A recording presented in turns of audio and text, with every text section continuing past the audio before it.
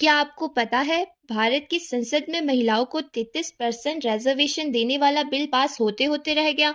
आखिर क्यों नहीं बन पाया ये कानून? चलिए आसान भाषा में समझते हैं।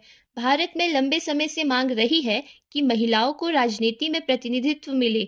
इसी को पूरा करने के लिए सरकार लाई महिला आरक्षण बिल, जिसे नारी शक्ति वंदन अधिनियम भी कहा जाता है।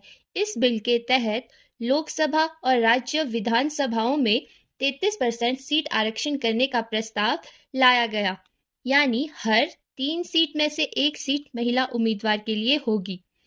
लेकिन ट्विस्ट यहाँ आया कि ये कोई साधारण बिल नहीं था, बल्कि ये था एक कॉन्स्टिट्यूशनल अमेंडमेंट बिल, और संविधान बदलने के लिए चाहिए स्पेशल मेजॉरिटी, यानी मेजॉरिटी ऑफ टोटल मेंबरशिप और 2/3 of members present and voting.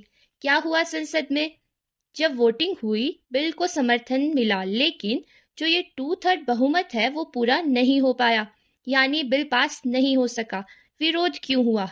कुछ पार्टियों ने कहा पहले जाति जनगणना हो, फिर आरक्षण लागू किया जाए।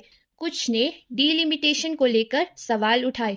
डीलिमिटेशन का मतलब है चुनावी क्षेत्रों की सीमाएं और सीटें तय और बदलने की प्रक्रिया। मान लो किसी राज्यों में पहले 10 सीटें थी, अब जनसंख्या बढ़ गई तो सरकार क्या करेगी? सीटों की संख्या बढ़ा सकती है। जैसे पहले 10 थी तो उसको 12 कर दिया है, या क्षेत्र की सीमाएं बदल सकती है। इसी को डीलिमिटेशन कहते हैं। अब आगे क्या?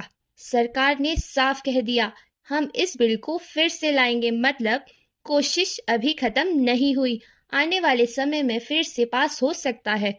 एक लाइन में कहे तो महिला आरक्षण बिल है 33% सीटें plus constitutional amendment plus special majority plus delimitation.